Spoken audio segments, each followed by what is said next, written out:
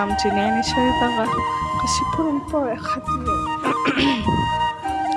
तिला खूप आवडते पुरणपोळी. आईने तिच्यासाठी पुरणपोळी बनवली. छोटे छोटे मी पण बनवले. आणि आमची ज्ञानूबाई खायचं काम करते. बघा तिच्याकडे कसा लिपस्टिक लावली, काय काय लावली आणि बसली पोळ्या खात.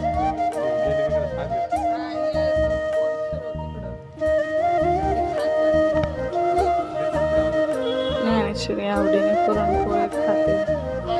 खूप आवडते तिला पुरणपोळी. पण आईकडे गेली की चुलीवरचं जेवण भेटतं,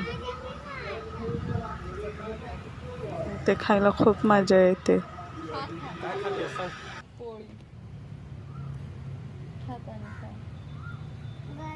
तोंडात घालले